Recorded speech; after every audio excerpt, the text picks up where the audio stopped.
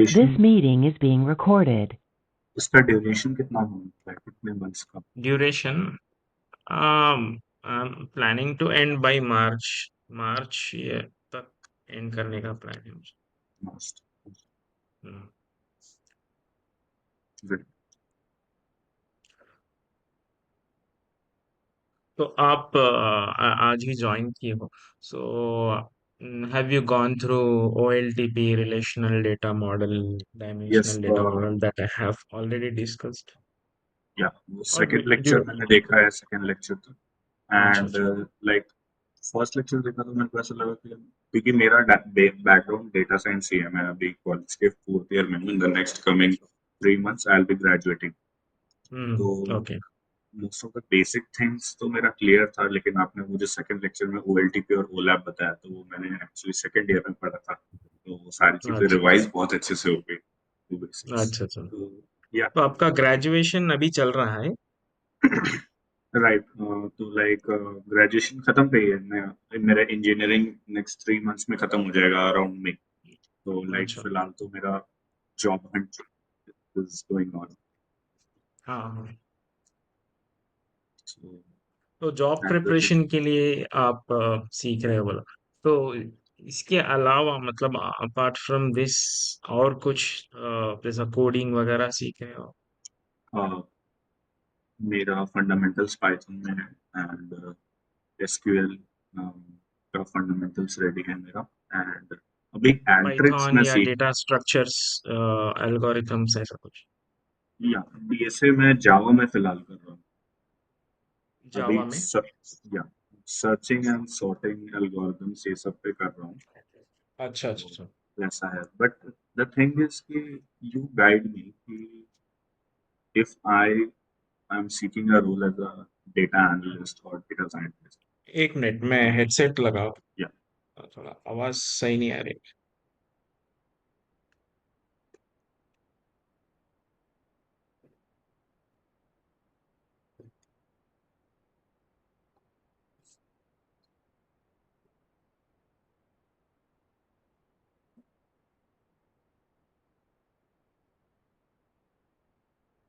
अभी आवाज आ रही है मेरी? हाँ, राइट, आ रही है, क्लियर है, मेरी आवाज क्लियर है आपको? हाँ अभी क्लियर है, हाँ। तो एक्चुअली यस, तो लाइक कैंपस प्लेसमेंट्स तो मैं फिलहाल नहीं कर रहा हूँ, क्योंकि कैंपस प्लेसमेंट्स की क्वालिटी बहुत ज़्यादा डाउनग्रेडेड है। तो फिलहाल I am just looking out for off campus placements. तो द मेन प्रॉब्लम जो भी मेरे को आ रही है, वो एक फ्रेशर का टैग लगा हुआ है मेरे पे। आई थिंक आपका फ्रेशर। माइक थोड़ा करीब लाना कुछ, क्योंकि मुझे कुछ गैप लग रहा है आवाज में। जस्ट अ सेकंड, क्योंकि वो आई गेस मेरे PC से ऑडियो ले रहा है। Just second. हाँ, मतलब मुझे क्लियर सुने नहीं आ रहा आप जो बोल रहे हो। एक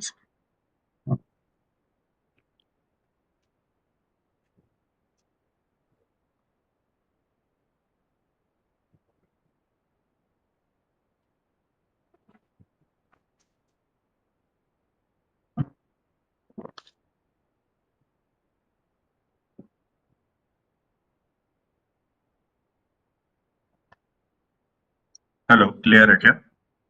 हाँ अभी अभी बेहतर है, अभी हाँ, बेहतर। अच्छा, तो मेरा यही प्रॉब्लम है सर कि like I am able to skill set. फिलहाल तो आई एम नॉट सेइंग कि मेरे स्किल सेट बहुत अच्छे हैं, but yeah as a freshie I think I am upskilling too and finding a job too. और मेरा प्रॉब्लम ये हो रहा है कि वो फ्रेशर वाला टैग लगा हुआ है मेरे पे, तो उसके वजह से हम्म। मोस्टली जो लिंक्डइन पे जॉब्स और ये सब बहुत जगह अप्लाई करता हूँ, तो प्रॉब्लम वहीं पे आ जाती है कि they want people with 2+ years of experience, 1+ years of experience, and industry experience में मैं लैग कर रहा हूँ। तो हम्म। वो चीज कैसे मैं टैकल करूँ फिलहाल? हाँ जनरली अभी कैसा हो रहा है, जनरली आप जॉब डिस्क्रिप्शंस भी देखे हो तो उसमें फ्रेशर्स का भी जो रोल ओपन होता है उसमें लिखा रहता है कि 0 to 2 एक्सपीरियंस। बहुत सारे चीजें पूछते हैं वो लोग, लेकिन राइट। बेसिकली आप कोर लेवल पे देखिए, आप जॉब अप्लाई भी करें उसको तो हम्म। बेसिकली आपको पूछेंगे डेटा स्ट्रक्चर्स एंड अल्गोरिथम्स, कुछ कोडिंग लेवल क्वेश्चंस जैसा कि पाइथन है, सीक्वल ओके। है, या रिलेशनल डेटा मॉडल जो आप ऑलरेडी कॉलेज में डेटाबेसेस के बारे में पढ़े हो। तो राइट। और अभी फिलहाल आपको क्लाउड सब्जेक्ट में है क्लाउड आपके हमारे नहीं, क्लाउड हमारे में नहीं था। मेरे को क्लाउड का हाँ बिल्कुल आइडिया नहीं, तो मेरे को क्लाउड का आइडिया लेना है। हाँ हाँ। तो क्लाउड बेसिक पूछ सकते हो लोग, बट इट्स फ्रेशर्स के लिए फोकस यही रहेगा कि कोडिंग क्वेश्चंस जैसा पाइथन के रिलेटेड हो, या आप कोडिंग जरूरी नहीं है only Python. What right. Language you are best at, for example आप जावा में गुड हो तो आप जावा में सॉल्व करके दिखा सकते हो, just problem solving skills okay. जरूरी है इसमें। तो सीक्वल मेन है, और any data structure and algorithm जैसा अरे का प्रॉब्लम है, रिवर्सिंग ऑफ अरे या हम्म। फिर सॉर्टिंग अरे जैसा, और linked list hmm. And medium, basic to medium. Then आप कंटिन्यू, आपको अभी टाइम है ना, तो आप कंटिन्यू कर सकते हो basic level of data structure and algorithm, intermediate and advance level. तो ये ओके। कंटिन्यू डेली प्रिपेयर कर सकते हो। और साथ ही साथ जैसा मैं जो ये पढ़ा रहा हूँ, SQL, relational database, dimensional data modelling, relational data modelling क्या है, सिस्टम्स हम्म। कैसे कनेक्टेड है एक दूसरे से, ईटीएल कैसा होता है, और प्रोजेक्ट राइट। लेवल पे वर्क कैसा होता है, जैसा कि टूल्स लेवल पे देखा है तो ऑल्ट्रिक्स, टैबल्यू। तो फ्रेशर्स से उतना ज़्यादा एक्सपेक्ट नहीं करते, लेकिन मैं समझ सकता हूँ क्योंकि क्रैक करना बहुत मुश्किल है फ्रेशर्स के लिए। अभी कंपेयर टू लास्ट ईयर अभी बहुत ओपनिंग्स देख रहा हूँ मैं फ्रेशर्स के लिए। ओके। तो आप लोगों को रीच आउट करिए और बताइए कि I am available to join. आप अपना स्किल सेट दिखा सकते हो कि मुझे ये हम्म। पता है, then it will be easy for you. So as much as people you reach out, तो वही एक डिफरेंशिएट। आप जब भी देख रहे हो कि जॉब ओपन है, अप्लाई कर दो। ठीक है। इवन दो 0 to 2 ऐसा बता रहे हैं, अप्लाई कर दो आप। देन ठीक you can wait and watch, keep on है। Okay. Applying, keep on reaching out. तो ये लूप चलता रहेगा until you get your job। Studying का भी लूप चलता रहेगा, जॉब अप्लाइंग का भी, फिर लोगों को रीच आउट करने का भी। ग्रेट। समझ गया।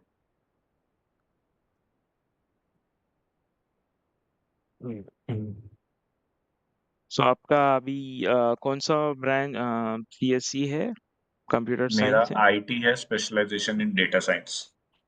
स्पेशलाइजेशन इन डेटा साइंस? देन आपके लिए डेटा साइंस में तो ऑप्शंस अपॉर्चुनिटीज बहुत है ना, अभी फ्रेशर्स के लिए भी मैं देख रहा हूँ। तो वो लोग basic of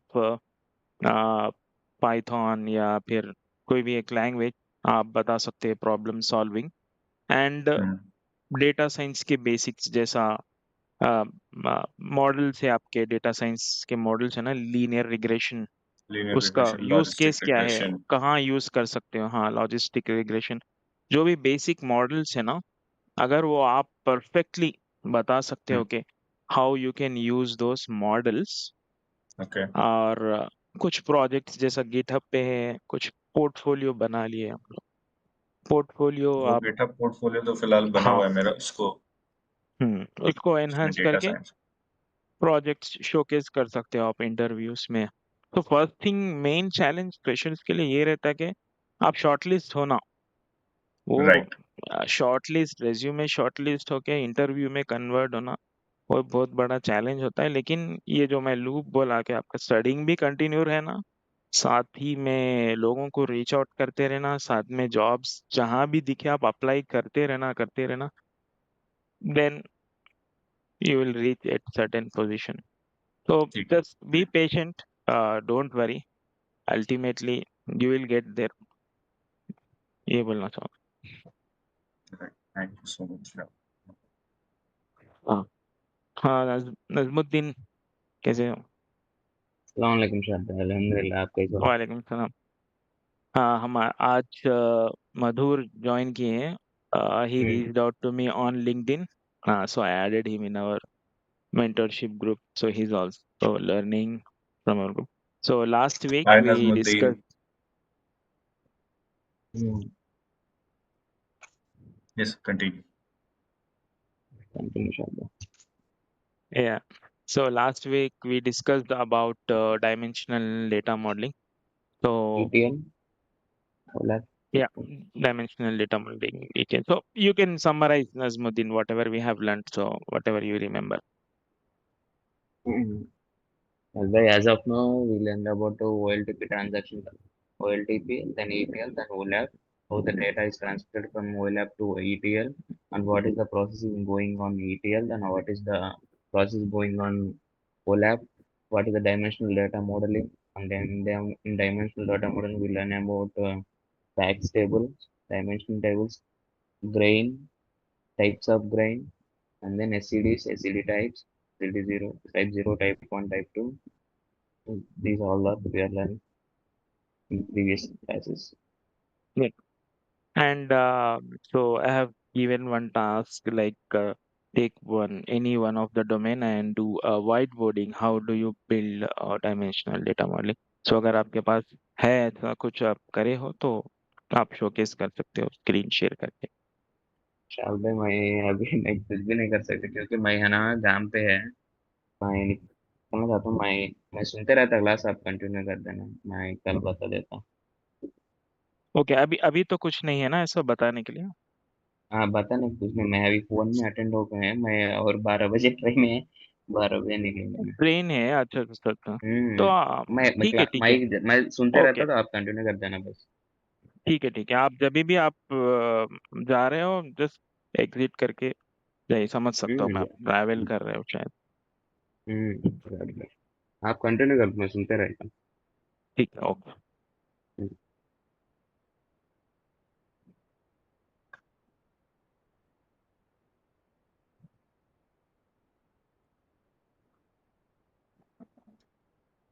just a second शायद मेरे को नोटबुक लानी है.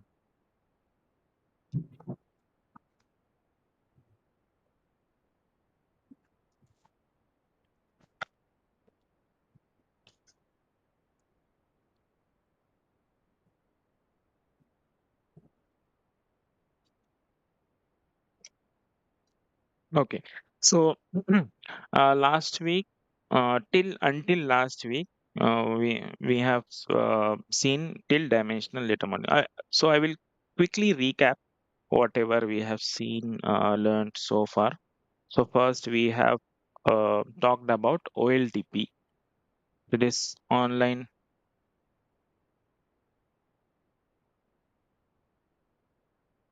transaction processing system, which is in another words, it is called RDBMS, Relational Database Management System. RDBMS. So it can be any of the vendors like from Microsoft we have SQL Server. Okay, from Oracle we have Oracle Database. So we have seen all of these. Then we have seen relational data modeling. So how data modeling is done for application tables.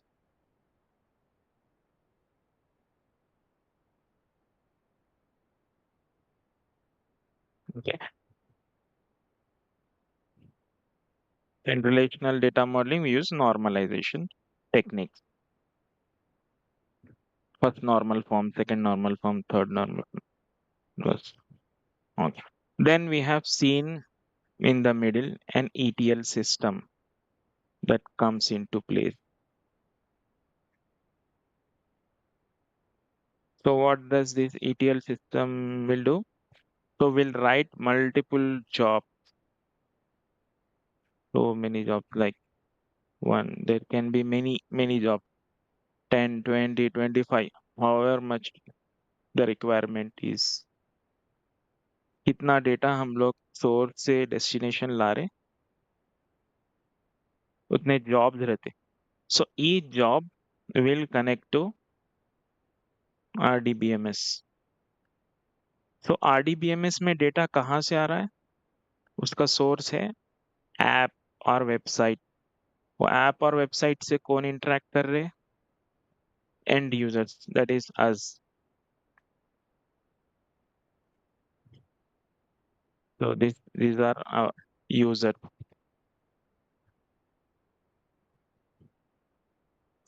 user and this is app का backend है ये database.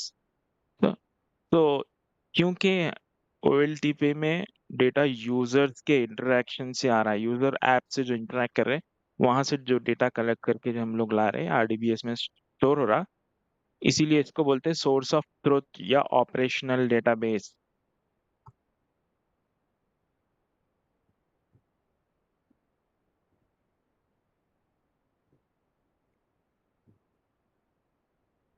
और operational database बोलते हैं इसको. ठीक है. And ETL system जो है इस डेटाबेस को कनेक्ट करके उसके टेबल्स को कनेक्ट करके ETL सिस्टम में मेन कंपोनेंट्स क्या है? फर्स्ट तो ये जो as the name suggest ETL, extract transform load.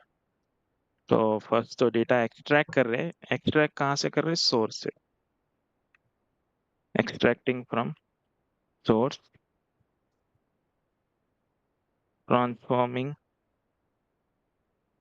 Business logic. तो बिजनेस लॉजिक अप्लाई करके बिजनेस इंटेलिजेंस, मतलब फाइनल जो रिपोर्टिंग या डैशबोर्ड्स बना रहे उसके क्या रिक्वायरमेंट्स है उसके हिसाब से बिजनेस लॉजिक अप्लाई करते हैं हम लोग ट्रांसफॉर्मेशंस में. जैसा डेट मॉडिफिकेशन करना है या कुछ कैलकुलेशन करना है वो सब करेंगे. देन फाइनली लोड कहाँ कर रहे हैं? डेटा वेयर हाउस में. हम लोग लोड करवा रहे हैं डेटा वेयर हाउस में.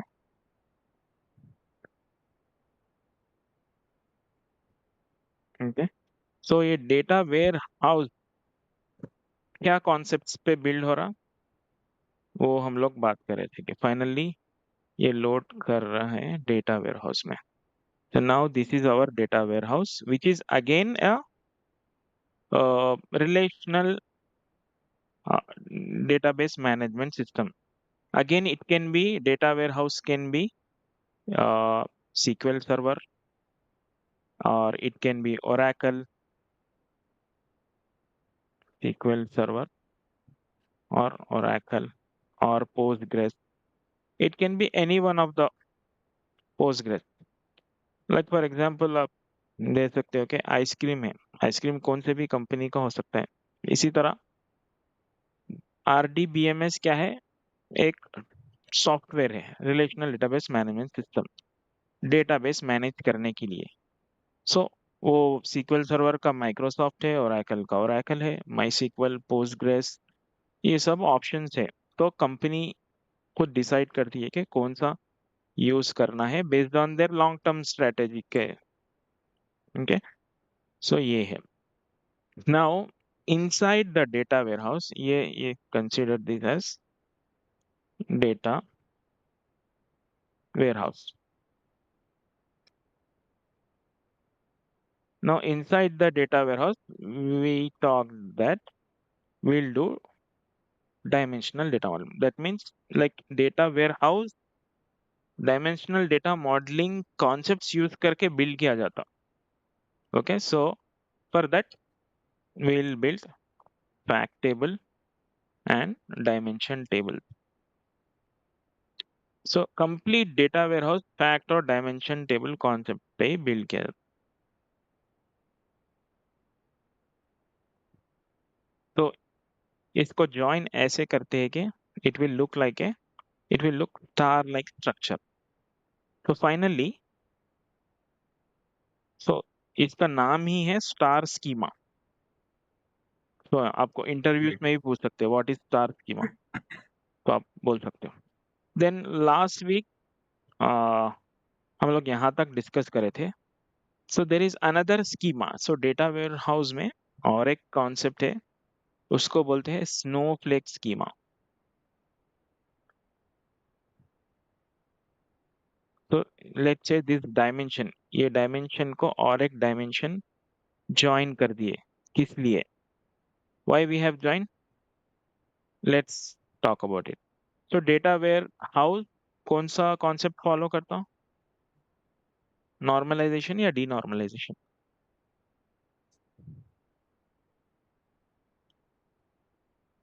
बता सकते हैं।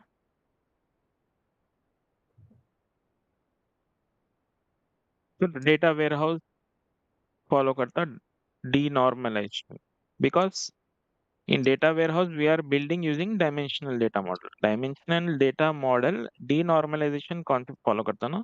So in terms data warehouse Okay. also uses denormalization।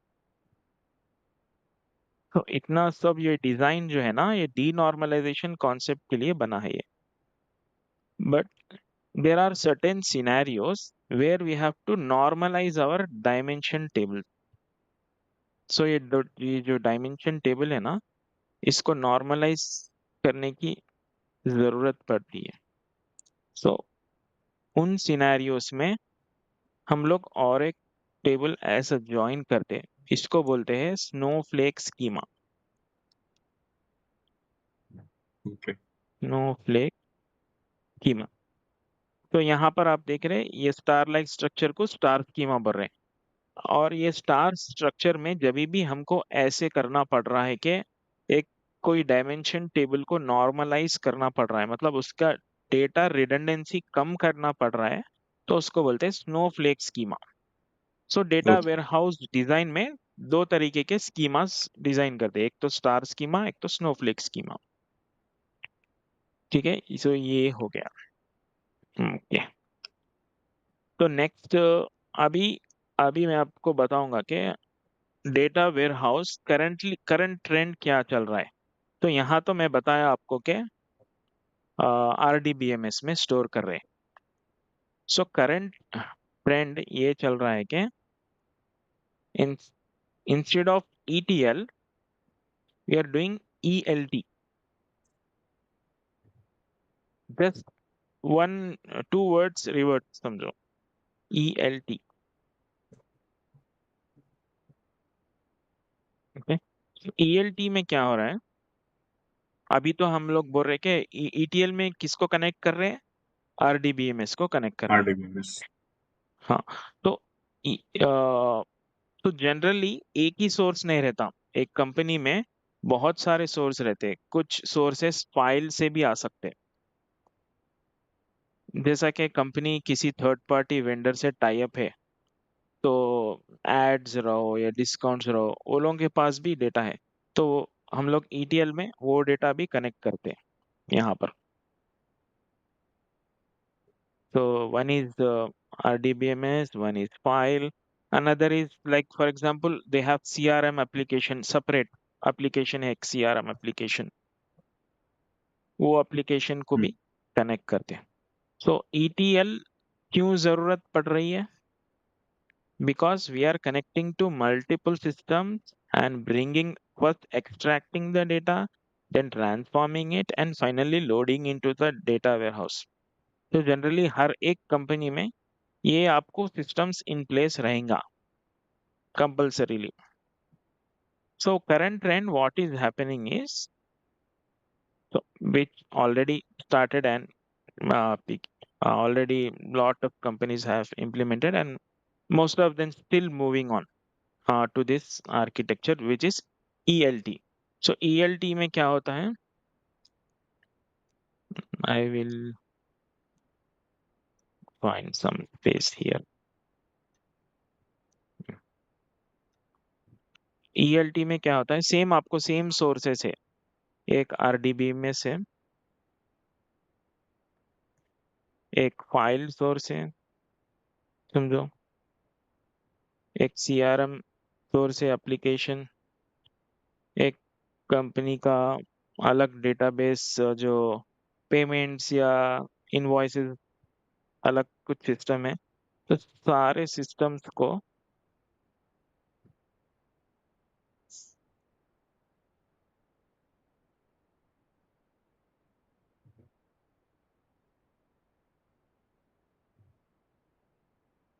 As it is load कर देते हैं डेटा लेक में। सो डेटा लेक क्या है ये just a storage layer.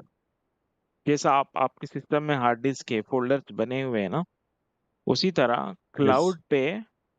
Cloud पे स्टोरेज है। स्टोरेज जैसा फॉर एग्जांपल एज्योर में आपका स्टोरेज है ADLS, ब्लॉब स्टोरेज बोलते हैं, ब्लॉब। AWS में आपका स्टोरेज है S3 and Google cloud GCP में आपका GCP गूगल क्लाउड में आपका स्टोरेज है गूगल क्लाउड स्टोरेज। सो ये जस्ट एक स्टोरेज लेयर है, आप जस्ट मूव कर रहे डेटा वहां पर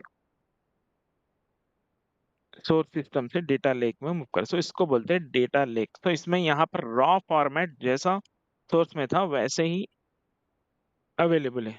बट अब मतलब यूज क्या है? What is the need of moving the data as it is into the data lake? तब क्यों मूव कर रहे हैं? ऑलरेडी हम लोग ETL कर रहे हैं ना, so what is the need of moving into data lake? कुछ आइडिया मल्टीपल क्या सोर्सेस रीजन हो से सकता है? डेटा लेके एक जगह पे स्टोर करना और फिर उसके बाद उसको ट्रांसफॉर्म करना, ये है क्या प्रोसेस? मतलब ये रीजन हो हाँ, सकता है। करेक्ट। लेकिन क्यों क्यों कर रहे हैं ऐसा? मतलब उन लोग एडवांटेज एडवांटेज क्या है इस आर्किटेक्चर का या इस प्रोसेस का, इस डिजाइन का एडवांटेज क्या है?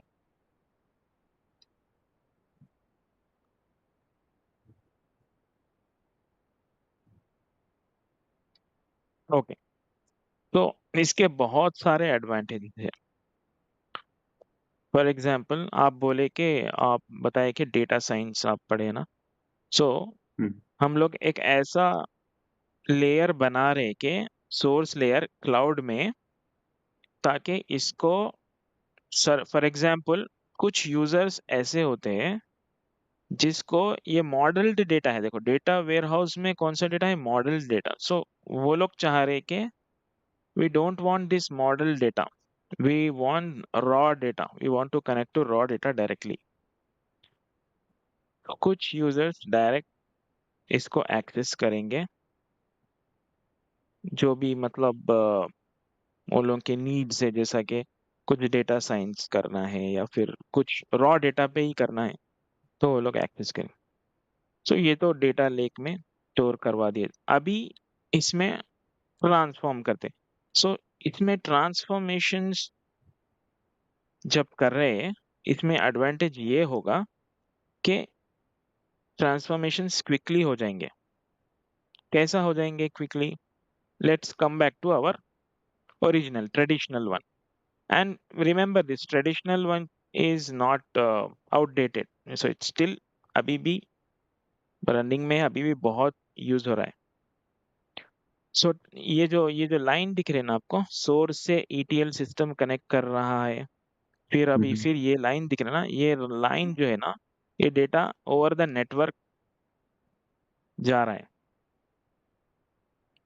ओके।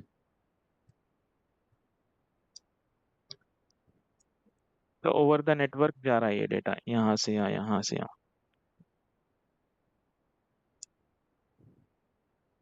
ओके।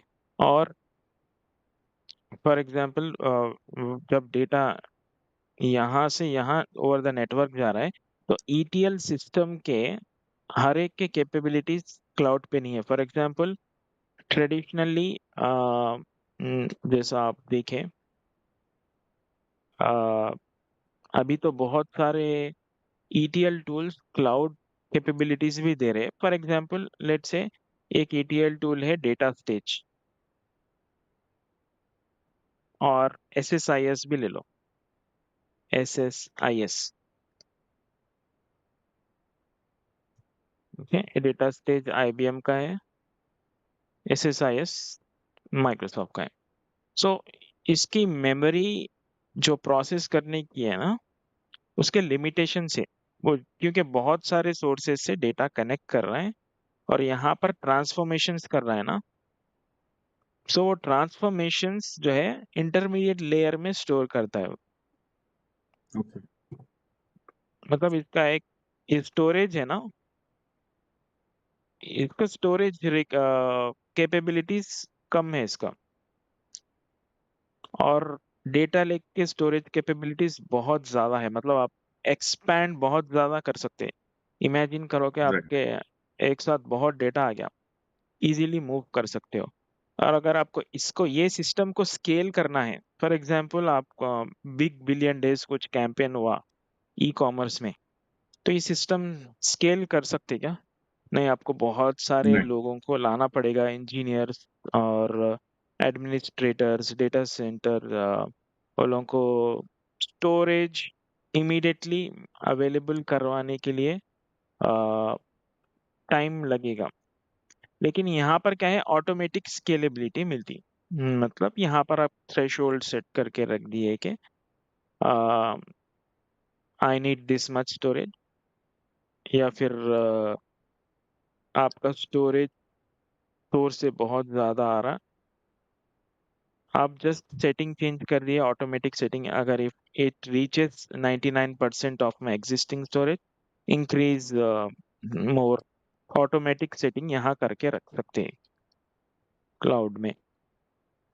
तो कैपेबिलिटीज जो है ईटीएल सिस्टम जो ऑन प्रेमिस है उसके लिमिटेशंस है कुछ। सो आपको डेटा सोर्स से पहले लाना, वो ईटीएल सिस्टम सर्वर में उसके खुद के सर्वर में वो ईटीएल सर्वर का जो प्रोसेसिंग यूज करके वो ट्रांसफॉर्मेशंस करेगा, फिर वो स्लोली डेटा वेयरहाउस में लोड कर, तो 2 टाइम्स आपको यहाँ से यहाँ नेटवर्क में आ रहा, फिर यहाँ से यहाँ फिर डेटा ट्रांसफर हो रहा 2 टाइम्स, फिर इसका कंप्यूट यूज कर रहा, मतलब ये ईटीएल सिस्टम अलग सर्वर पे रहेगा, उसका प्रोसेसिंग, उसका रैम, वो सब यूज करेगा। सो स्केलेबिलिटी इश्यूज आते हैं। तो इसीलिए instead of doing this way, like first moving so instead of connecting ETL into to multiple sources and moving into data warehouse, अभी कैसे चल रहा है, डायरेक्टली रॉ डेटा मूव कर दो RDBMS में, RDBMS से डेटा लेक में मूव कर देना, एंड फाइल्स रहो RDBMS और files and multiple applications.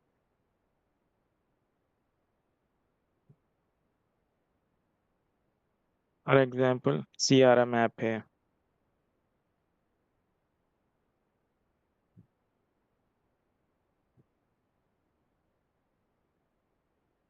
Third party data है, ये सब एग्जैक्टली रॉ ऐसे ही मूव कर दे रहे हैं। अभी हमारा जो स्टोरेज भी यहीं रहेगा और इसको स्केलेबिलिटी भी मिलेगी, विल गेट द स्केलेबिलिटी।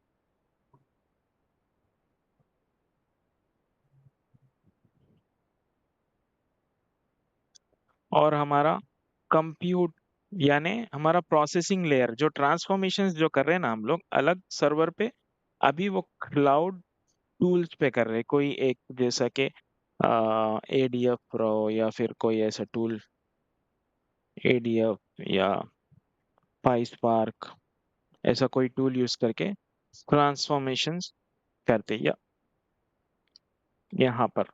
तो यहाँ पर ट्रांसफर, डेटा ट्रांसफर कुछ नहीं है, ओनली वन टाइम ट्रांसफर हुआ है, फर्स्ट टाइम। यहाँ पर क्या, only one time data transfer हुआ।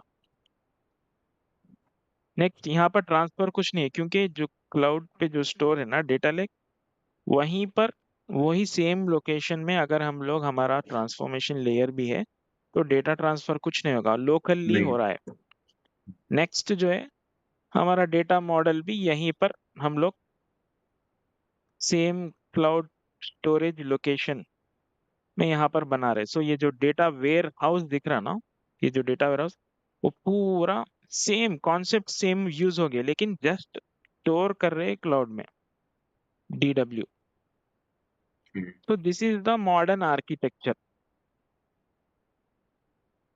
तो आपको मतलब अगर समझो आप ये टर्म्स के ये टर्म आपकी नजरों के सामने से गुजरी है, जैसा कि डेटा लेक या ट्रांसफॉर्मेशंस या DW, तो आपको दिस आइडिया रहना चाहिए कि जो लोकली हो रहा है वो क्लाउड पे कुछ जस्ट डिफरेंट वे में हो रहा है बस। लेकिन ये कॉन्सेप्ट जो है ना, डेटा वेयरहाउस डीनॉर्मलाइजेशन, सेम यहीं पर डेटा मॉडलिंग यहीं पर भी सेम अप्लाई हो गया। Okay exactly. सो जस्ट मैं ये एक आइडिया देना चाह रहा हूँ था कि क्योंकि बहुत सारे कंपनीज क्लाउड को मूव हो रहे, तो आप ऐसा नहीं कि क्लाउड वर्ड सुनते ही अरे मुझे नहीं आता हूँ, ऐसा नहीं होता ना, क्योंकि just way of doing things is different. उतना है वो समझ सकते हैं हम लोग, और वो जस्ट उसको पढ़ना है और उसको समझना है बस। इससे अपने को इजी हो जाता है कि क्या हो रहा है एक्चुअली। तो यहाँ तक हम लोग पढ़ लिए। तो now I will come back to the topic which is dimensional data modelling. तो हम लोग स्नोफ्लेक स्कीमा डिस्कस कर रहे थे। आई थिंक ये मीटिंग लिंक एंड हो जाएगा, विल रिकनेक्ट। अभी अगर एंड हो गया तो will reconnect to the okay same link. Okay So next we have granularity, and what are the keys that we use in data warehousing. तो जैसा granularity क्या है, कुछ आइडिया है नो सर आपको? नहीं है? Okay. Okay, we'll see. I think we'll reconnect and see. It will end now.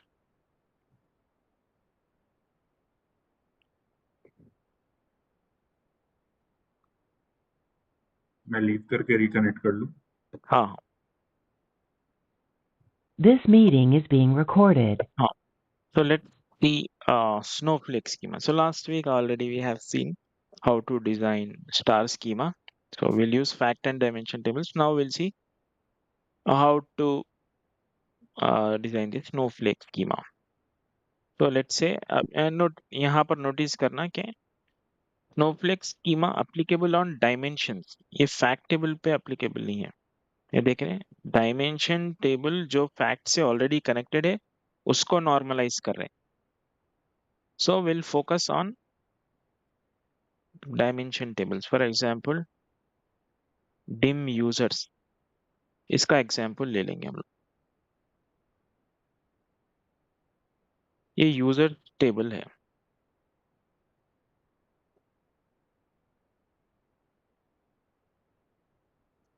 तो लेट्स से यहाँ पर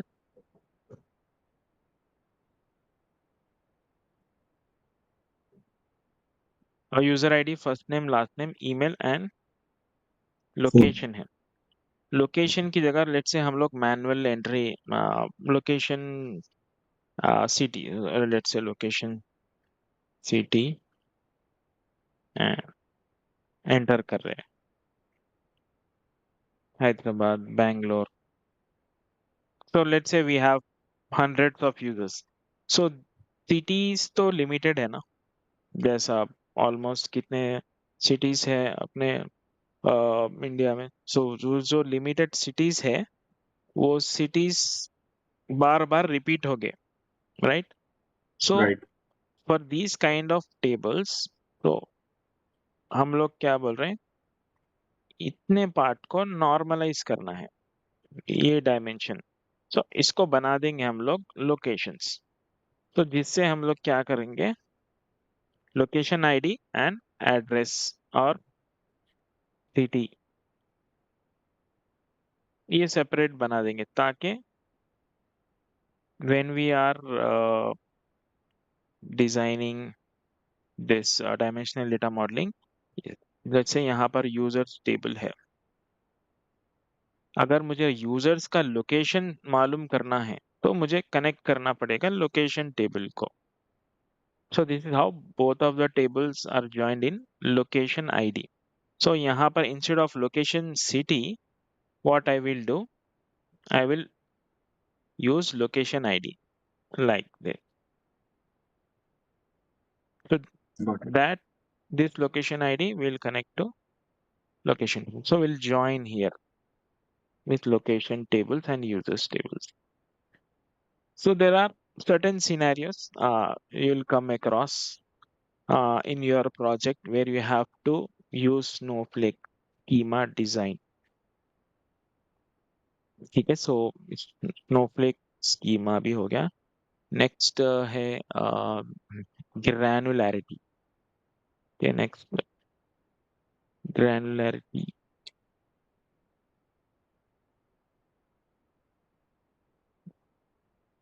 यहाँ पर नहीं है ना granularity.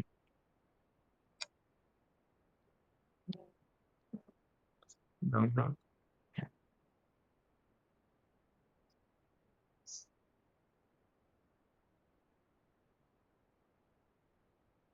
Okay, so I'll show you. No worry.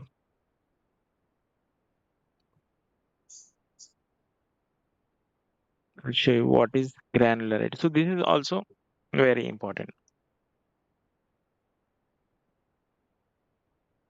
तो ये आपका फैक्ट टेबल है एंड फैक्ट टेबल में आपका ये ऑर्डर डेट है ना, हम्म, तो ये कौन सा फैक्ट टेबल है? ये ट्रांजैक्शनल है,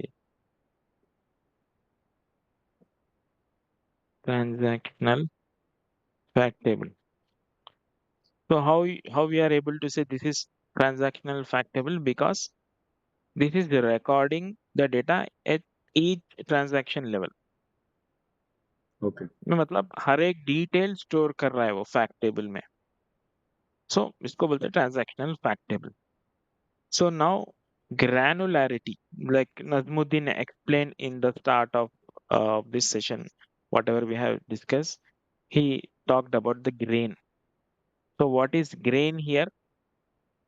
So the lowest level value in the table. मतलब जो lowest level detail पे जाकर के आप किसी को आइडेंटिफाई कर रहे हैं, किसी रिकॉर्ड को. फॉर एग्जाम्पल आप यूजर्स ले लो. एक यूजर है, फॉर एग्जाम्पल यूजर नेम शाद ले लो, लेकिन मेरे नाम के कहीं सारे यूजर्स हो सकते हैं ना. तो right just by name can you identify me? No No, right? So मेरे नाम के लिए एक स्पेसिफिक यूजर आईडी असाइन किया गया होगा ना. राइट सो वो यूजर आईडी अगर मुझे मालूम है तो that is the lowest level. So that means you can find out me. Okay, this is Shad. So let's say I have the user ID 123. So only by name you cannot identify. So when you have an ID value that uniquely identifies me, so that is the grain value. So ये grain value अगर आपका user ID fact table में है तो आप ये user ID win fact table with this dimension user ID या join कर सकते हो. तो that is the grain value. Now granularity क्या है?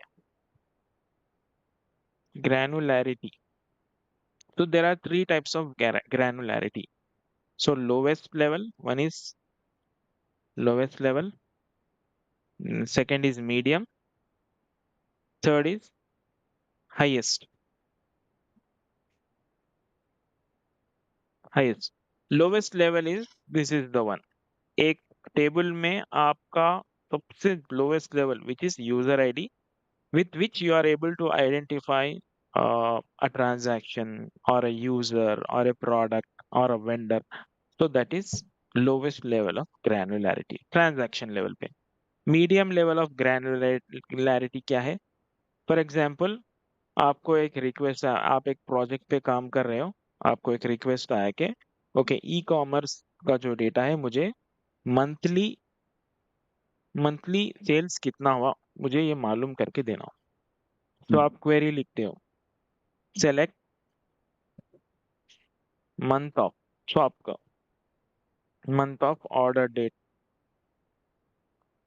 कामा count of product ID comma sum of total price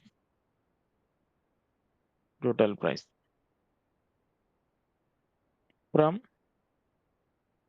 fact underscore sales.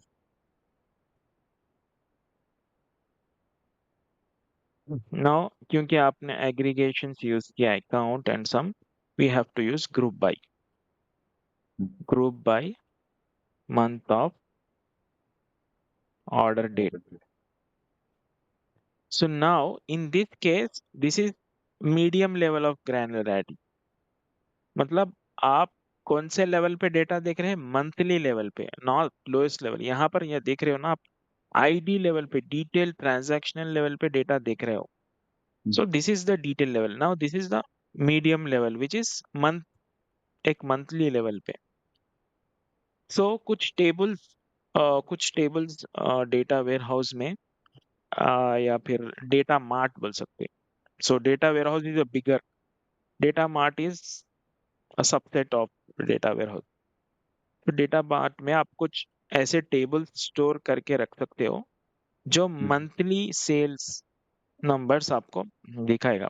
So this is a medium level of granularity.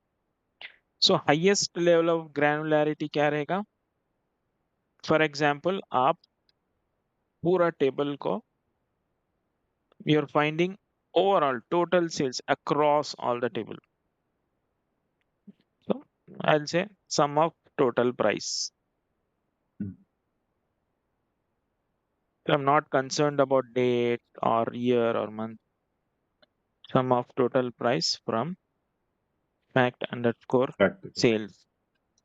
So this will give me across my entire year's e-commerce business का total sales कितना हुआ. So this is highest level of granularity. ये तो समझ गया ना? कुछ questions है इधर. अभी मैं stop करूंगा. कुछ questions है तो ले लेंगे. नहीं, ग्रैनुलैरिटी तो समझ में आ गया, ग्रेन भी समझ में Okay. क्लियर. नजमुद्दीन, आपको कुछ questions हैं? मैं मुझे क्वेश्चन नहीं बोले, लेकिन प्रीवियस जो आप बोले ना डेटा लेक बोल के, हाँ और डेटा लेक बोल के मैं और एक वो टर्म है ना, और एक जगह सुना था मैं, वो माइक्रोसॉफ्ट फैब्रिक में। हाँ हाँ. ये नया टूल क्या है ये माइक्रोसॉफ्ट फैब्रिक? हम्म. हाँ आपको, हाँ ठीक है. Very good question. So generally क्या हो रहा है मालूम इंडस्ट्री में, मैं ये टॉपिक क्यों चूज करा मालूम? जनरली क्या हो रहा मालूम? We are running after tools because tools are never ending.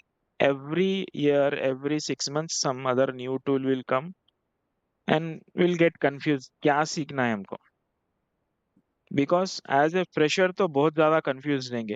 अरे ये फैब्रिक क्या है, ये पावर बीआई है, टैब्ल्यू, लुकर, डोमो, बहुत सारे टूल्स है. क्या क्या सीखेंगे पूरा लाइफ भर तो खाली टूल्स ही सीखते नहीं जाएंगे ना. वैसे ही फैब्रिक भी क्या है, एक टूल है, जस्ट ए टूल. तो डेटा लेक क्या है, कॉन्सेप्ट है. So when we understand concepts, so ये चीजें टूल्स सीखना इजी हो जाएंगे. You can pick up any tool. So fabric क्या है, एक टूल है. जैसा डेटा ब्रिक्स है, वो एक टूल है, लेकिन उसका कॉन्सेप्ट इनसाइड क्या है उसका, वो डेटा लेक हाउस कॉन्सेप्ट पे बिल्ड है data lake house. Data okay. Lake plus data warehouse को डेटा लेक हाउस बोलते हैं. जैसा अभी मैं जो बताया ना, let me show the screen once again.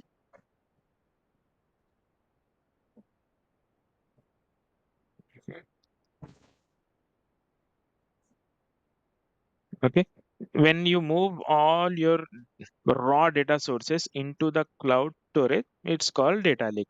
That's it, simple.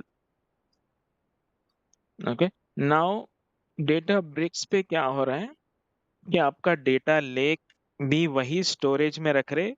समझो फॉर एग्जांपल एक बिग एक फोल्डर है. समझो फॉर एग्जांपल एक आपके डेटा लेक स्टोरेज में एक फोल्डर है जिसमें रॉ डेटा स्टोर हो रहा है, रॉ फोल्डर. अभी जो ट्रांसफॉर्मेशंस जो है, सेम सेम डेटा लेक के अंदर दूसरा फोल्डर है, वो ट्रांसफॉर्म लेयर. फिर सेम स्टोरेज में और एक फोल्डर है, विल कॉल मॉडल्ड फाइनल. सो ये इसको बोलते हैं data lake house. So data lake is just moving all the raw data into the source, whether you do it with fabric or whether you do it with any other tool. So other tools जैसा कौन से हैं, आप AWS का ले लो, blue है उसमें, और डेटा ब्रिक्स में उसका खुद के इनबिल्ड नेटिव टूल्स है जैसा कि ऑटो लोडर, फिर माइक्रोसॉफ्ट का और एक है एडीएफ, अज्यूर डेटा फैक्ट्री। सो अभी फिलहाल माइक्रोसॉफ्ट फैब्रिक में माइक्रोसॉफ्ट प्रोडक्ट बना रहा है। वो प्रोडक्ट में उन लोगों का थिंकिंग ये है कि like Databricks one lake बनाएंगे, मतलब everything you can do it from one place, मतलब instead of going to multiple places to do different different things, आपको एक ही यूनिफाइड व्यू देना चाह रहा है, जिसमें आप रॉ डेटा सोर्सेस जैसा आपके सीक्वल सर्वर है उसको भी कनेक्ट कर लेना, फिर डेटा लेक से भी आप कनेक्ट करके वर्क करना। सो वो जो जस्ट ए प्रोडक्ट है, तो आप ये कॉन्सेप्ट अगर समझे तो वो उसके फैब्रिक के पीछे भागने की जरूरत नहीं है। जस्ट क्या बोल तो उन लोगों का एक माइक्रोसॉफ्ट का एक प्रोडक्ट बना रहे, वो लोग उन लोगों की स्ट्रेटेजी है कि एक वन लेक हाउस बनाना है जो ऑलरेडी डेटा ब्रिक्स में बन गया। वैसे ही स्नोफ्लेक भी है क्लाउड डेटा वेयरहाउस, उसमें भी क्या होता है, आपका डेटा रॉ पूरा जो भी है रॉ डेटा आप डेटा लेक में लाए, डेटा लेक आप कौन सा भी यूज कर सकते हैं, जैसा आपके पास ऑप्शंस है। फॉर एग्जांपल आप कुछ चीज स्टोर करना चाह रहे हैं, आपके पास 3 कंपनीज के ऑप्शंस हैं, इधर you store in Azure, AWS, GCP. वैसे ही डेटा लेक आपका जो लोकली सिस्टम पे, जो आपका सिस्टम पे जो हार्डवेयर है ना, वो हार्डवेयर ब्लॉक स्टोरेज है, जैसा हार्ड डिस्क है, उसी तरह एक ब्लॉब स्टोरेज बोल के और एक डिफरेंट स्टोरेज है। वो क्लाउड पे हार्डवेयर है, क्लाउड पे हार्डवेयर मतलब थ्रू नेटवर्क आपका वहां भी डेटा सेंटर है, फिजिकल एक स्टोरेज है, लेकिन आप थ्रू नेटवर्क कनेक्ट कर रहे हो वो चीज को। System Right. पे क्या है, आप डायरेक्टली वो चीज कनेक्ट कर रहे हैं क्योंकि आपके लोकली स्टोर्ड है, लेकिन वही चीज आप क्लाउड पे रख रहे हो तो वो भी फिजिकली है, तो आप थ्रू नेटवर्क कनेक्ट कर रहे हैं, जस्ट आप मूव कर रहे हो, यहाँ से यहाँ मूव कर रहे हो। सो वो डेटा लेक होगा। अभी उसके बहुत सारे एडवांटेज ये है कि स्केलेबिलिटी है एंड इंटरऑपरेबिलिटी है, मतलब आप बहुत सारी चीजें कनेक्ट कर सकते हो क्लाउड पे रहने से, और ओपन सोर्स टूल्स बहुत सारे यूज कर सकते हैं जैसा कि पाइथन वगैरह। So just go to the con, मतलब मेरा सजेशन ये है कि इतना सब बोलने का कि आप कॉन्सेप्ट, क्या कॉन्सेप्ट्स पे बिल्ड कर रहे हो वो लोग ये चीज, then you will understand any tool. You can pick up any tool.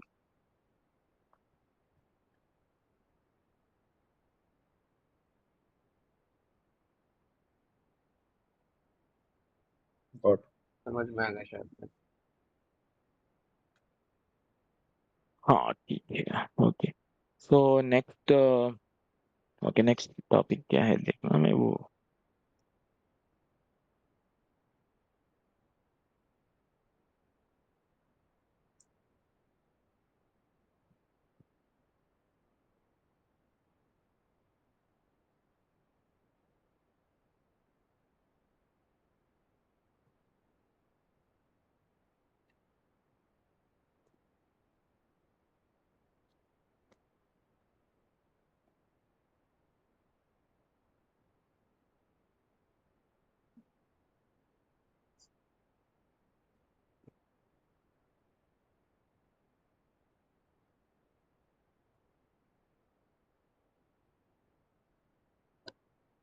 तो नेक्स्ट हमारा ये टॉपिक है types of dimension tables.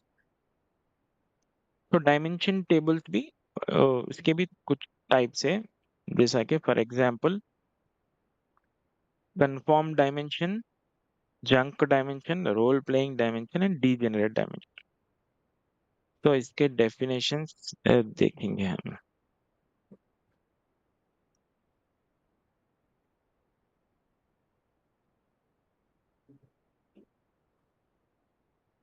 A conform dimension is a set of attributes that have been physically implemented in multiple database tables using same structure, attribute, domain values, definition, and concepts in each implementation.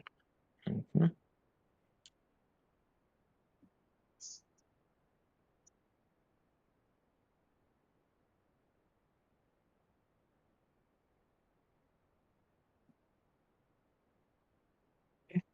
तो confirm dimensions में एक ऐसा dimension table बना रहे, for example अपना dates ले लो, dates confirm रहेंगे ना, डेट वैल्यूज, जैसा कि आज 8 फरवरी है, कल 9 रहेगा, परसों then we'll have 10th. So these are confirmed.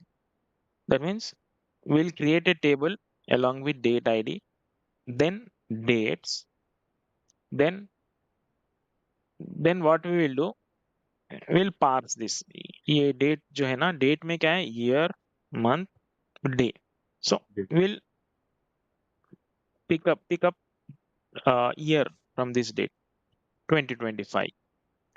Then what quarter does February fall under? February में कौन सा quarter fall, सॉरी कौन सा क्वार्टर फरवरी में आएगा, वो फाइंड आउट करना है. कंपनी टू कंपनी डिफर करता है. फॉर एग्जांपल कुछ कंपनीज जैन टू दिसंबर अपना फिजिकल ईयर फॉलो करते हैं, कुछ अप्रैल टू मार्च फॉलो करते हैं.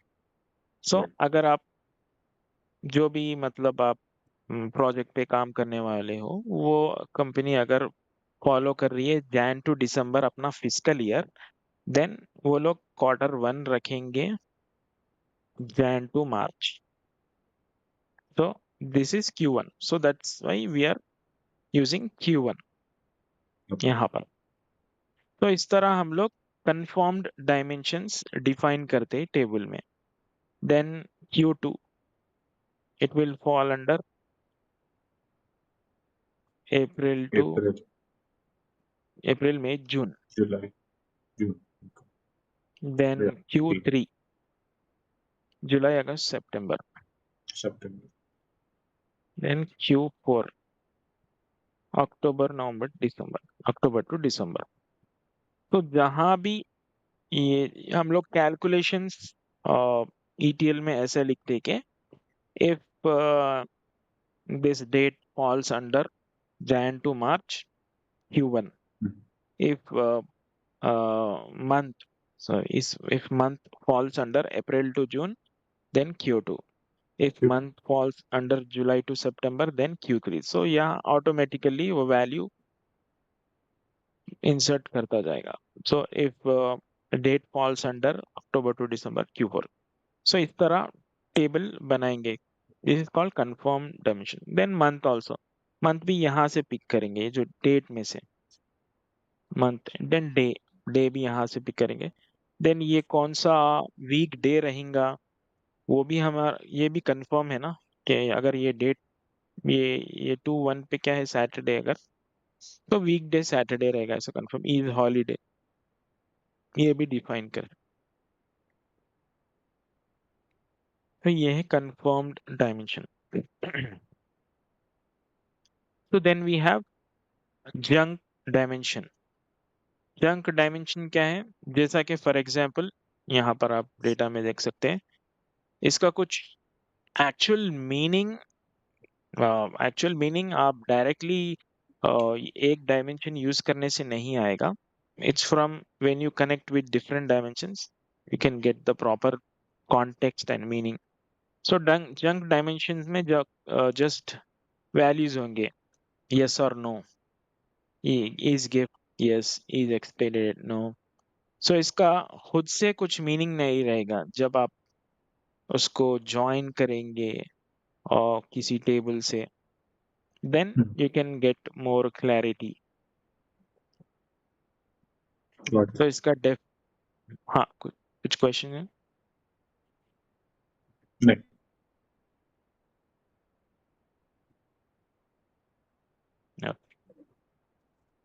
A junk dimension is useful data modeling technique in data warehouse that involves grouping low coordinated flags and indicators into a single dimensional.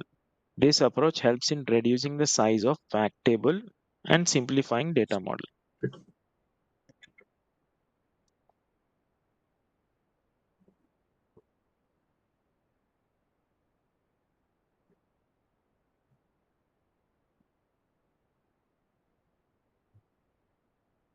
Okay, so next role playing dimension.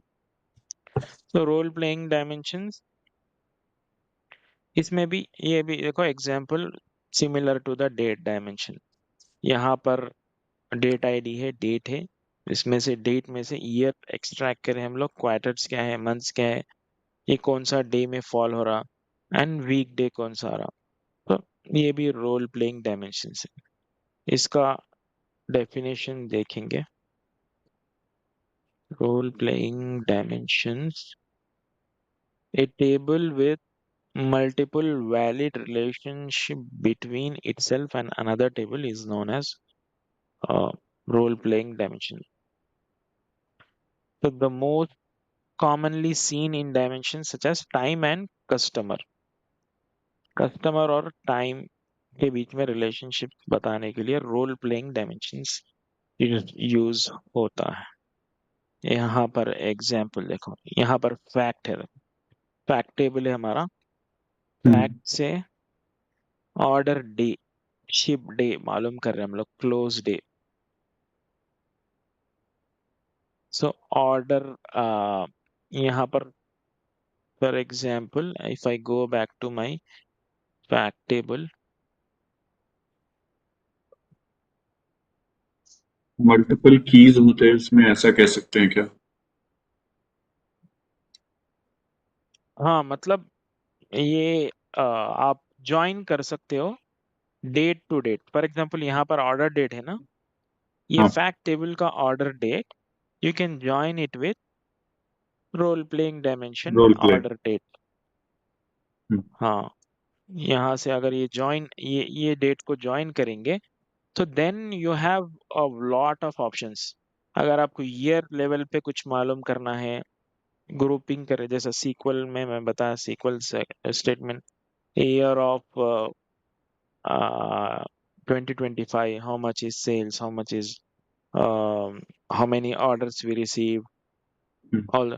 फिर quarter level पे मालूम करना है, तो generally on the reporting side, मतलब far behind, जैसा कि initially हमारा data relational database, relational data model, ETL and data warehouse, then उसके बाद आता डेटा मार्ट्स। सो ये जो भी टेबल्स बना रहे ना, वो डेटा मार्ट्स मतलब एक बिजनेस यूजर जो रहते, वो लोगों को देखना है कि बिजनेस कैसा चल रहा, कुछ हमारा इंटरवेंशन चाहिए, कुछ ऐसा कुछ प्लानिंग करना है जिससे यहाँ पर बिजनेस फॉर एग्जांपल ये क्वार्टर में कम हो रहा, ये लोकेशन में कम हो रहा, या वीक डेज में कुछ फ्लक्चुएशंस आ रहे जहां पर हम लोग कुछ इम्प्रूवमेंट ला सकते हैं। उन लोगों का मेन गोल ये है कि ईच ईच ग्रैनुलर लेवल पे देखना कि क्या डिफरेंस है, ताकि हम लोग कुछ डिसीजंस ले सके। तो हम लोग ये सब चीजें इनकॉर्पोरेट करते कि फाइनली डैशबोर्ड में ये सब चीजें अगर जरूरत है तो ज्वाइन करके दिखा सकना। और ये जो रोल प्लेइंग डायमेंशंस अगर हम लोग बना करके रखे तो बहुत काम आएंगे। अगर नहीं भी बनाए, अगर आप टैबल्यू कनेक्ट करें, टैबल्यू में आपको इजीली बन जाएगा ये। हाँ, जो टैबल्यू टूल है ना, उसमें इजीली बन जाएगा। Okay. Then degenerate dimension fact cells. Generate dimension एक टेबल नहीं है, so okay. It's just a field in the fact table. एक फैक्ट टेबल में एक ऐसा field, okay, degenerate dimension is a dimension, not table. It's dimension that does not have its own table but exists as an attribute in fact table. For example, ये okay. order ID है, ये fact table में ही store करवा रहे हैं हम लोग। It usually comes from transactional process such as order ID or uh, order ID or invoice ID, जो भी invoice number, ये है, इसको बोलते हैं डीजेनरेट डायमेंशन। मतलब ये डायरेक्ट सोर्स से नहीं आ रहा है, ये हमारा कैलकुलेटेड वैल्यू है, ये कुछ नंबर जनरेट कर रहे हैं हम लोग, तो वो फैक्ट में स्टोर कर रहे हैं हम। ठीक है। Attribute, just an attribute. Okay, तो ये ग्रैनुलैरिटी हो गया, और क्या हो गया, डायमेंशन टाइप्स ऑफ डायमेंशंस हो गया। अभी देखेंगे हम लोग कीज। तो आपको प्राइमरी की एंड फॉरेन की पता है ना? I think you know what is primary की एंड फॉरेन की, राइट? हाँ हाँ Yeah. So that is used in relational data modeling. So whenever we are joining two tables, we'll use primary key and foreign key. फॉरन की। But in data warehousing, we'll use surrogate key. Surrogate okay key is like to identify a unique row, we have to join 2 to 3 fields like sales ID with order ID and product ID and user ID. A combination of fields को जब हम लोग key बनाते हैं, so that is where we will able to find a unique record. Because in data warehouse में हम लोग क्या बोल रहे हैं, denormalizations, data repeat हो रहा है, redundant है ना? So क्योंकि data redundant है, so यहाँ पर जहाँ पर redundant data है वहाँ पर हम लोग कैसे find out करेंगे कि which is unique record. So in those cases, we'll use surrogate key. So for example, we'll go here.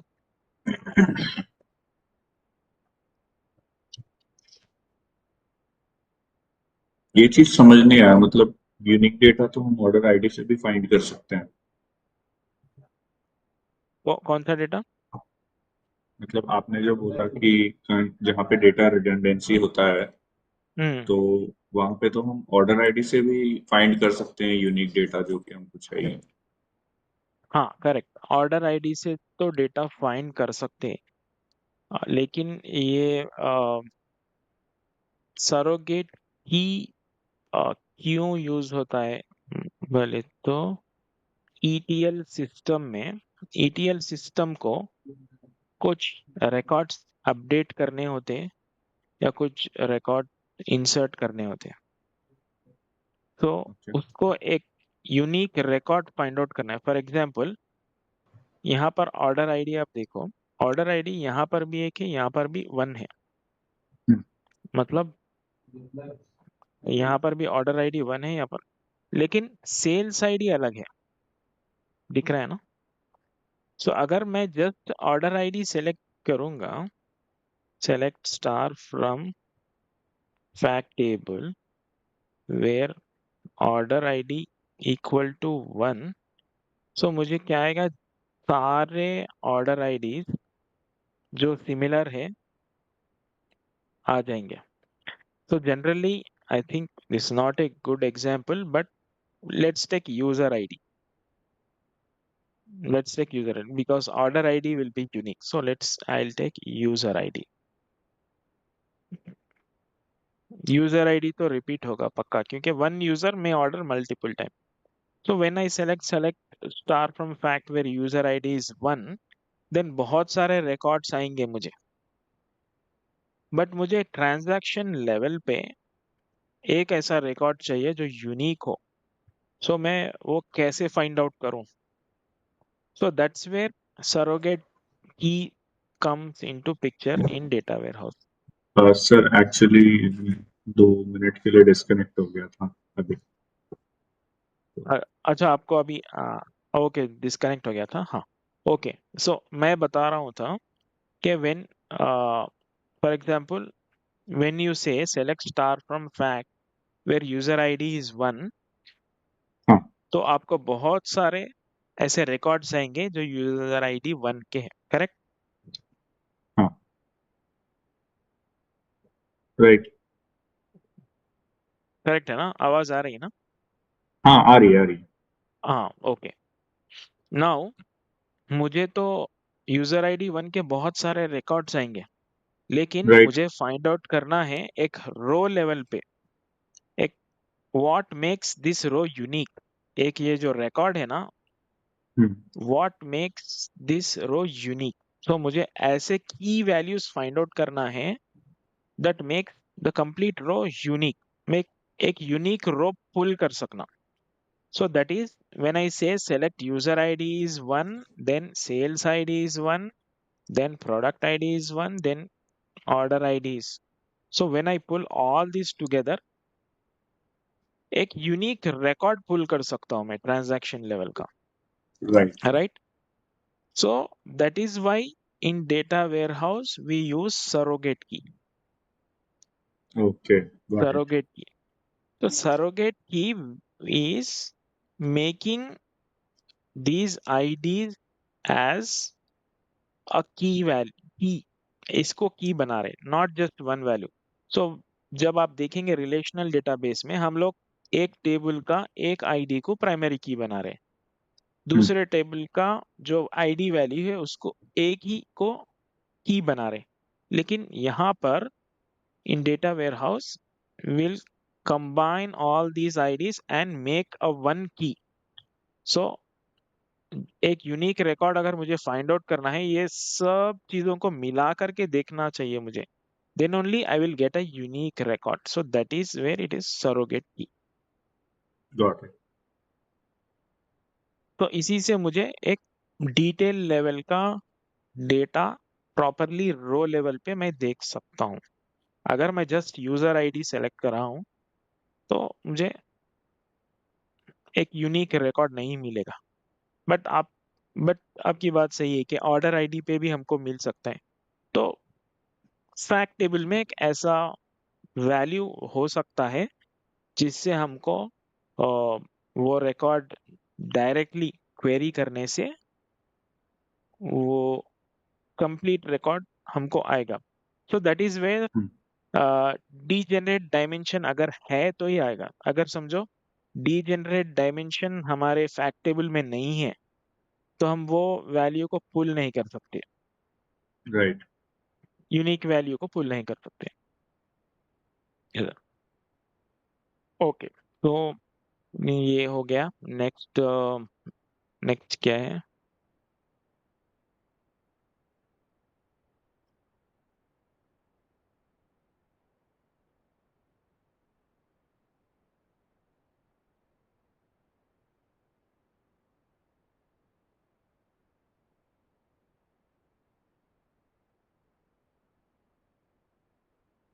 Next है बैक फिलिंग।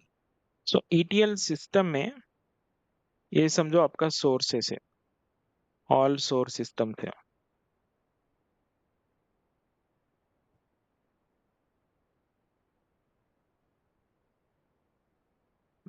और तो करो ना, ओके ठीक है। एक RDBMS है,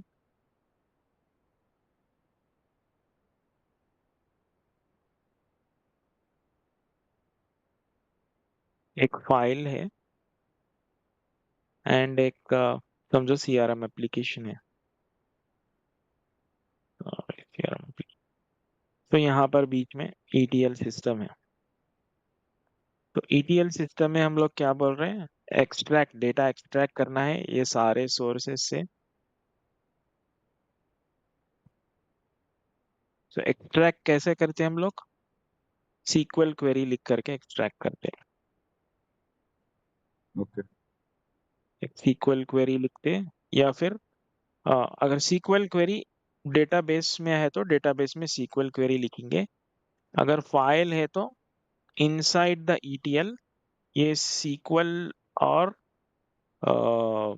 फाइल को कॉमन फील्ड पे ज्वाइन करेंगे, या अगर ज्वाइन नहीं है तो यूनियन करेंगे इस तरह। ठीक. तो देन ट्रांसफॉर्मेशन से, next is transformation, Transformation. Then next is load. Load. तो ट्रांसफॉर्मेशन में क्या रहा हमारे को? बिजनेस लॉजिक आ रहा,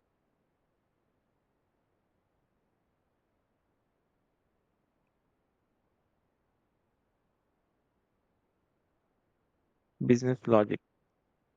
तो फॉर एग्जांपल आप समझो कि आप एक ETL पाइपलाइन बना दिए कि जॉब लिख दिए और डेटा वेयरहाउस में भी लोड करवा दिए। ओके, तो लेट से आपका बिजनेस लॉजिक चेंज हुआ, यहाँ पर कुछ लॉजिक चेंज हुआ, चेंज इन लॉजिक, तो आपको समझो प्रोजेक्ट पे एक रिक्वेस्ट आया कि ओके बिजनेस लॉजिक चेंज हुआ है, अब मुझे वो logic new logic data warehouse में अपडेट करवाना है। सो ऐसे सिनेरियोस में क्या करते हैं हम लोग, इसको बोलते हैं बैक फिलिंग। अब मुझे ओल्ड डेटा भी अपडेट करना है समझो, तो ऐसे सिनेरियोस में हम लोग करते हैं बैक फिलिंग, ओके।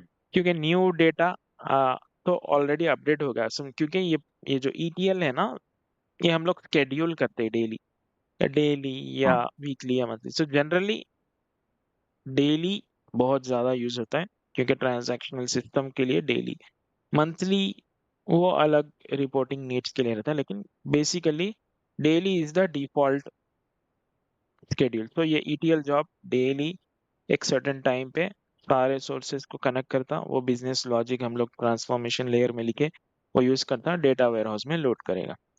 तो हम लोग ये सिनेरियो ले रहे कि for example business logic change हुआ है, तो सो ऑलरेडी जो समझो फॉर एग्जांपल अपना डेटा लोड हो रहा है 2020 2021 2022 2023 4, अब हम्म, लॉजिक चेंज हुआ तो हमको रिक्वेस्ट आया कि पूरा डेटा वो न्यू लॉजिक में अपडेट करना है। For example right. पहले कस्टमर देख रहा था कि टैट के टर्न अराउंड टाइम, एक turn around time based on order date, तो अब वो देखना चाह रहा है शिपमेंट डेट पे टर्न अराउंड टाइम देखना चाह रहा है। तो हम लोग ETL में हमारा लॉजिक्स डिफाइन कर दिए थे ऑलरेडी, कैलकुलेशंस लिख चुके थे। तो अब बैक फिलिंग में हम लोग क्या करते हैं, अपडेट्स करते हैं यहाँ पर डेटा वेयरहाउस में, using new logic will update it. So okay. Update statements run करते हैं। सो ये कुछ एडवांस्ड टॉपिक है ETL का।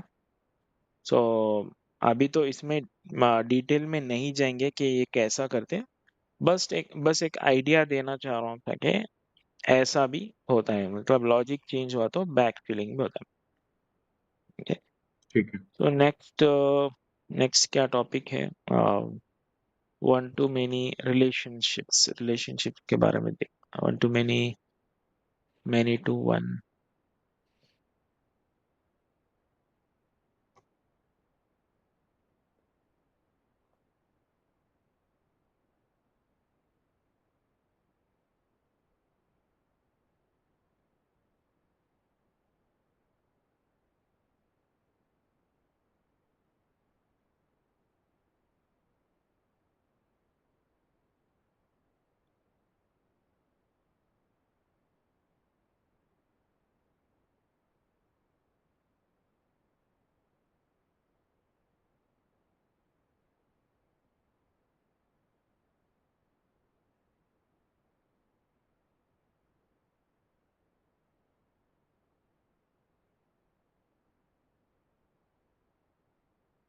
तो जब भी हम लोग ये टेबल से काम कर रहे हैं, फैक्ट टेबल, डायमेंशन टेबल, या जो भी डेटाबेस के टेबल से काम कर रहे हैं हम, और दो टेबल्स को ज्वाइन कर रहे हैं ना, हम्म, कोई भी दो टेबल्स को ज्वाइन कर रहे हैं तो हमको ये सिनेरियोस आएंगे, जैसा कि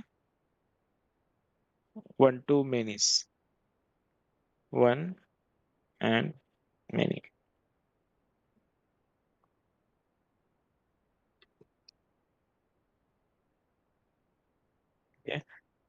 फॉर एग्जाम्पल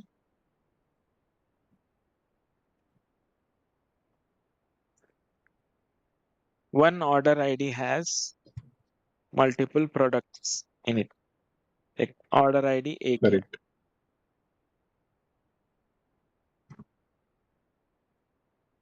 एक ऑर्डर ID है, लेकिन इसमें प्रोडक्ट मल्टीपल है जो शिप करने हैं, शिपिंग प्रोडक्ट मल्टीपल है।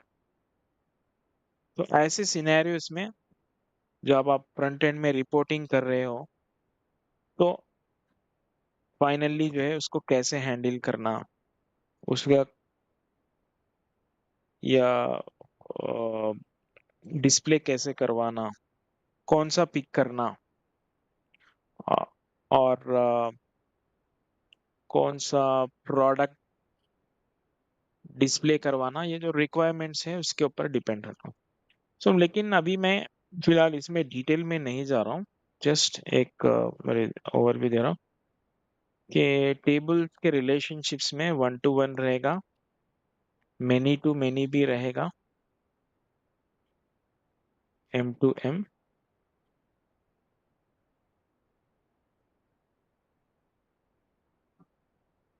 एंड थर्ड वन है 2 टेबल जो ज्वाइन होंगे, उसमें थर्ड सिनेरियो है many Many to to one. 1। ये है। तो जब भी आप कोई भी प्रोजेक्ट पे काम कर रहे हो तो ये 3 सिनेरियोस आप फेस करोगे। सो आपका क्या रिक्वायरमेंट है, उसको कैसा मतलब अ, उसको ट्रिम डाउन करना है, ओनली 1 to 1 ही यूज करना है मुझे, इवन दो 1 to many है मुझे, लेकिन मुझे 1 to 1 सिनेरियो में लाना है, तो उसका बिजनेस यूज केस जो रिक्वायरमेंट फाइनली जो एनालिटिक्स डैशबोर्ड बना रहे हैं उसके ऊपर बेसिस करता हम क्वेरी उस तरह लिखते हैं। सो अभी तो मैं मतलब इस डिटेल में नहीं जा रहा हूँ, तो Okay. आपको टास्क दूंगा कि इसका डिटेल्स, जैसा कि 1 to many क्या है, मेनी टू मेनी क्या है, मेनी टू 1, कुछ एग्जाम्पल्स ऐसे निकालो और देखो कि किस सिनेरियोस में ये आ रहे हैं, उसको कैसा हैंडल कर रहे हैं। ठीक है। ओके, तो इतना ये सब हो गया, तो हमारा डायमेंशनल डेटा मॉडलिंग खत्म हो गया। तो नेक्स्ट क्या है देखेंगे, नेक्स्ट ये ग्रुप में क्या लगाया था।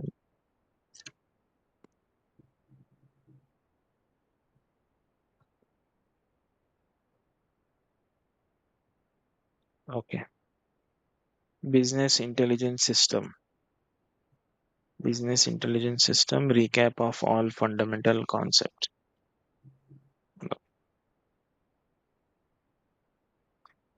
ठीक है, सो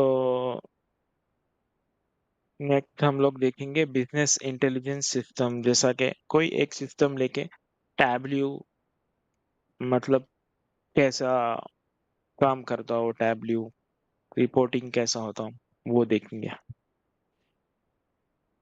ठीक है ना? Okay, so sir that's it. Industry में पावर बीआई और टैबलू मतलब रेशियो क्या है, ज्यादा कंपनीज क्या प्रेफर करती है? दो भी यूज होते हैं, मोस्टली हर कंपनी में दो भी यूज हो रहे हैं, क्योंकि power BI till now free था। मतलब आपको सीक्वल सर्वर लाइसेंस है, हम्म, सीक्वल सर्वर जो माइक्रोसॉफ्ट का है डेटाबेस, उसका हम्म, लाइसेंस है, मतलब पावर बीआई आपको ऑलरेडी वो लोग दे रहे थे फ्री में। सो right, right, almost 9 to 10 years वो लोग ऐसे ही फ्री में दिए। रिसेंटली वो लोग लाइसेंसिंग कॉस्ट उसका रिलीज करेंगे। सो अगर आपको पावर बीआई यूज करना है तो it will cost you this much per user something. So far it free था अभी तक। टैब्ल्यू बहुत ज्यादा यूज हो रहा है और पावर बीआई भी साइड बाय साइड यूज हो रहा है, दो भी।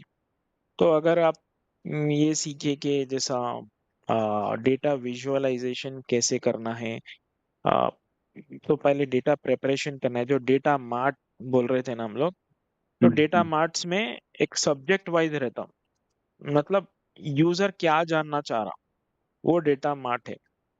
डेटा ओके, वेयरहाउस क्या है, फैक्ट डायमेंशन मॉडलिंग सब है, लेकिन डेटा मार्ट क्या रहेगा बोलते एक स्पेसिफिक बिजनेस यूजर क्या जानना चाह रहा है, वो हिसाब से SQL क्वेरी लिख के जो डेटा सोर्स बनाते, वो सोर्स को बोलते हैं हम लोग डेटा प्रिपरेशन।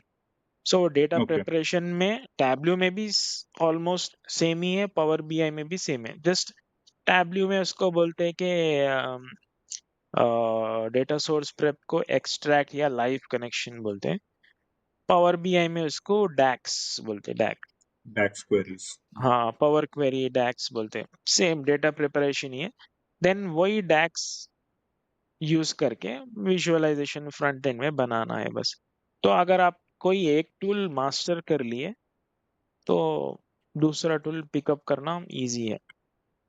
मेरा वही है फिलहाल कि मैंने पावर बीआई पे डैशबोर्ड्स तो बहुत सारे बनाए हैं और उसमें डैक्स भी यूज किया है, बट मेरे को हम्म। टैब्लू का उतना आइडिया नहीं है क्योंकि टैब्लू पेड सॉफ्टवेयर है ना, यस पेड सॉफ्टवेयर। हाँ तो हाँ। आज तक टैब्लू पे हैंड्स ऑन नहीं किया, लेकिन पावर बीआई पे मल्टीपल डैशबोर्ड से मैंने हैंड्स ऑन ऑलरेडी कर अच्छा चुका अच्छा। पावर बीआई तो बहुत अच्छा है।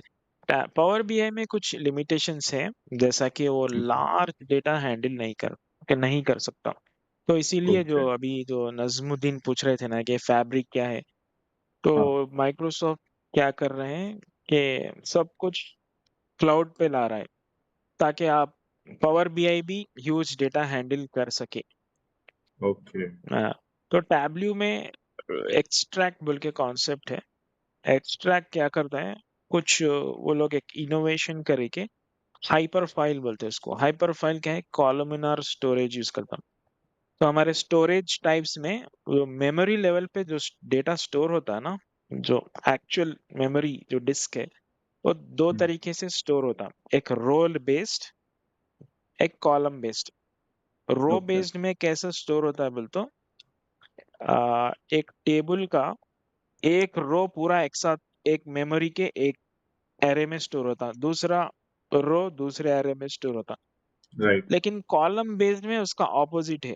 पूरा एक कॉलम जो वर्टिकल लेवल है ना, पूरा एक कॉलम एक मेमोरी के एक एरे में स्टोर होता है, सेकंड कॉलम ऐसा। तो वो लोग कॉलमनार स्टोरेज पे बनाए टैब्ल्यू का एक्सट्रैक्ट जो हाइपर फाइल्स है ना। तो उससे क्या है बोले तो उसमें कंप्रेशन कैपेबिलिटीज है, large data okay. Handling capabilities है। तो वो इसीलिए टैब्ल्यू वो टाइम पे ज्यादा पिकअप करा जो हाइपर फाइल्स बनने के बाद, क्योंकि अच्छा। बहुत सारे लोग लार्ज डेटा पुल कर रहे थे, उस पे रिपोर्टिंग बना रहे थे। तो जस्ट बेसिक क्या है, कुछ डिफरेंस है, ज्यादा हम्म, नहीं है। डेटा प्रिपरेशन वगैरह सब सब सेम रहेगा, बस आप हैंड्स ऑन कैसा करते थोड़ा बहुत डिफरेंस रहेगा। लेकिन टैब्ल्यू में कुछ फीचर्स एक्स्ट्रा है बस, got it, समझा। कंपैरेटिवली पावर बीआई से, बस नहीं। समझिए। ठीक है। अच्छा, हम लोग फिर कल कनेक्ट करेंगे। हाँ, चलेगा। ठीक है ना? कल चलो। सेम टाइम ना? हाँ हाँ, सेम टाइम सेम टाइम। ठीक है, okay sir, thank you so चलो मच, चलो, बाय बाय, बाय। थैंक